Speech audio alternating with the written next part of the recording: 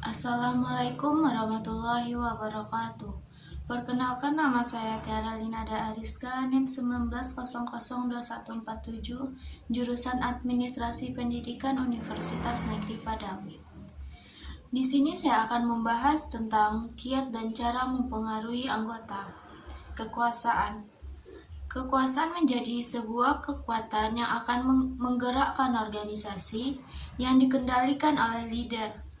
Ini dapat mempengaruhi atau kekuasaan ini kalau dimanfaatkan sedemikian rupa, ini justru menjadi taktik sehingga untuk berhasil mempengaruhi atau memimpin lembaga. Salah satu dan tidak bisa dimanfaatkan. Adanya kekuasaan dalam lembaga kita atau dalam organisasi merupakan kelebihan. Namun harus diwaspadai dan juga menjadi target ancaman bagi organisasi kalau seandainya memanfaatkannya, menaikkannya. Peran leader atau kekuasaan tadi, leader tidak tahu tempatnya atau trik melakukannya. Dengan mengetahui berbagai macam sumber atau sumber-sumber kekuasaan atau cara-cara meningkatkan atau mengurangi kekuasaan yang ada, yang kadang-kadang terlalu power, terlalu berlebihan, akan menjadi satu memudahkan kita, membawa kita pada konteks yang mampu jadi flanker bagi lembaga. Kita akan melihat sebenarnya kaitan dari taktik mempengaruhi orang lain dengan kekuasaan. Kekuasaan dan prinsipnya adalah kemampuan untuk mempengaruhi orang lain atas dasar kedudukan yang ditempuhnya. Selain menggunakan kekuasaan, artinya kalau menjadi leader otomatis kekuasaan itu melekat apakah tertulis dari SK-nya atau memang sedemikian mau tidak mau ketika orang melihat kita di posisi leader, lembaga itu mau tidak mau semua orang pasti ikut. Kekuasaan ini dimanfaatkan sebagai trik atau cara dalam mempengaruhi orang lain. Taktik ini mempengaruhi atau influencing text merupakan cara-cara yang biasanya digunakan oleh seseorang untuk membuat orang lain mau melakukan apa yang diinginkan, baik orang yang merupakan atasan atau justru peningkatan atau bawahan. Apa yang dijelaskan oleh Smith ada lebih kurang 10 taktik atau 10 jenis taktik yang biasa digunakan dalam organisasi. Salah satunya tadi adalah kekuasaan. Yang kedua, Smith ini menjelaskan istilahnya rasional, persuasi atau persuasi nasional. Artinya, ajakan atau kondisi mempengaruhi orang lain melalui tujuan istilah sederhana kita yang lain ini bisa kita manfaatkan jika leader mempengaruhi orang lain atau dengan menggunakan alasannya. Rasional atau logis atau mengemukakan berbagai macam bukti nyata untuk mempengaruhi orang lain. Yang ketiga adalah daya tarik inspirasional atau istilah dari Smith ini adalah inspirational amplius. Daya tarik implinasional biasanya terjadi melalui taktik jika seseorang mempengaruhi orang lain atau orang yang di sekitarnya atau orang mempengaruhi bawahannya ketika menggunakan satu permintaan atau melalui proposalnya tertulis untuk membangkitkan antusiasme atau gairah orang lain. Yang keempat yaitu consultation atau konsultasi. Artinya, taktik ini bisa dimanfaatkan oleh seseorang mempengaruhi orang lain dengan cara konsultasi. Bagaimana mengajak melibatkan orang lain yang akan dijadikan sebagai target untuk mengantisipasi dalam pembuatan satu program atau satu rencana atau perubahan-perubahan yang kita inginkan untuk dilakukan di lembaga yang kita pimpin.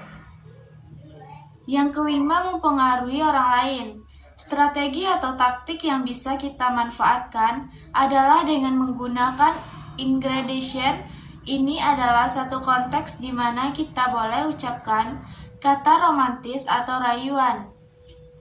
Tapi ternyata ini bisa dimanfaatkan terjadi yang namanya ingredient. Ini adalah menguatkan jika seseorang tidak mempengaruhi orang lain. Dengan menguatkan kata-kata atau menggunakan kata-kata yang membahagiakan dengan menyenangkan perasaan orang lain, atau rayuan-rayuan manis tetapi bukan gombal. Yang keenam adalah personal empiris atau gaya tarik pribadi. Tidak semua orang mempunyai gaya tarik pribadi atau personal empiris. Ini artinya adalah atau mampu dilakukan yang terjadi jika seseorang mempengaruhi orang lain atau memintanya melakukan sesuatu karena merupakan lembaga atau karena dianggap royal atau karena sesuatu yang ada dalam dirinya sehingga untuk menolak ada empiris dalam dirinya. Yang ketujuh, pertukaran.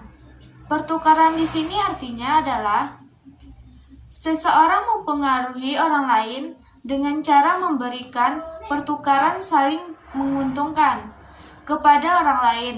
Artinya, ketika kita meminta orang menjadi target ini akan mempengaruhi ketika kita minta kita juga harus memberikan imbalan atas kemauannya yang mengikuti permintaan. Yang kedelapan, coalition atau koalisi ada semacam wujukan bagaimana seseorang meminta bantuan dan dukungan dari orang lain untuk membujuk mereka yang akan dijadikan target sebagai alasan agar mereka atau mau melakukan apa yang kita inginkan, khususnya orang-orang yang akan kita pimpin atau orang-orang yang akan menjadi target dari apa yang kita sampaikan.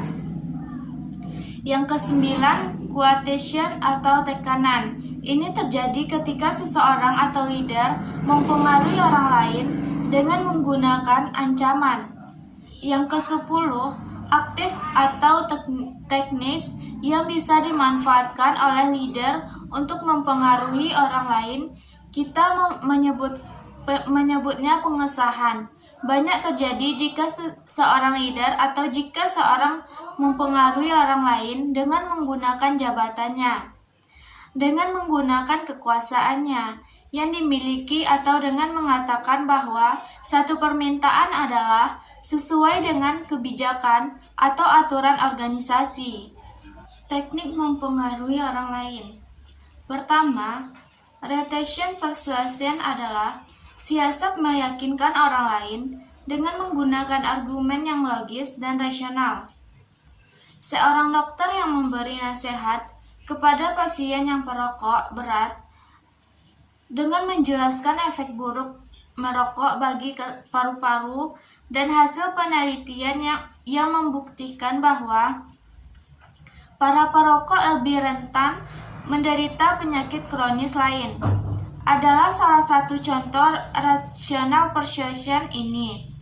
Yang kedua, inspiration applies tactics adalah siasat dengan meminta ide atau proposal untuk membangkitkan rasa antusias dan semangat dari target person.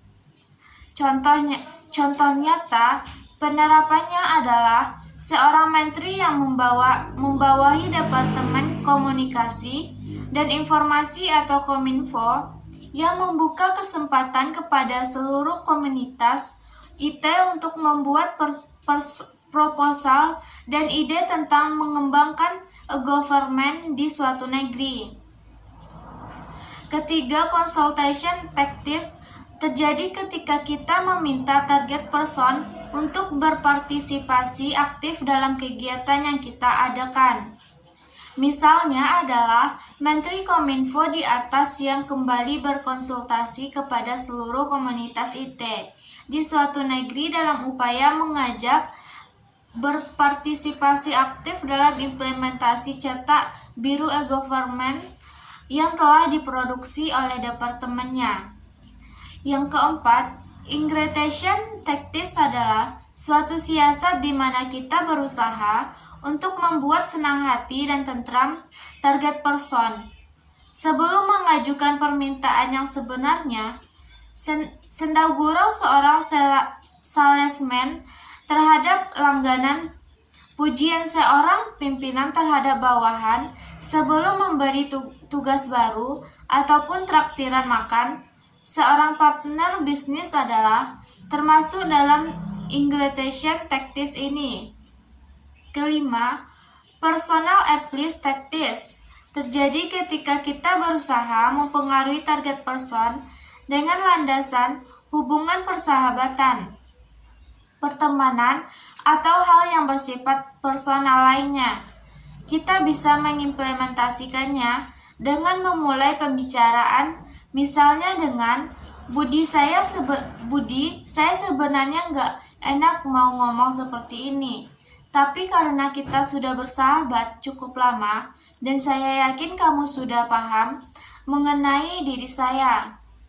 Yang keenam, appease tactics adalah mirip dengan personal appease tactics, namun sifatnya adalah bukan karena hubungan personal semata, namun lebih banyak karena adanya proses pertukaran pemahaman terhadap kesukaan, kesenangan, hobi, dan sebagainya di antara kita dan target person. Yang ketujuh, qualitation tactics adalah suatu hiasan di mana kita berkoalisasi dan meminta bantuan pihak lain untuk mempengaruhi target person. Strategi kemenangan karena jumlah pengikut dipakai dalam siasat ini.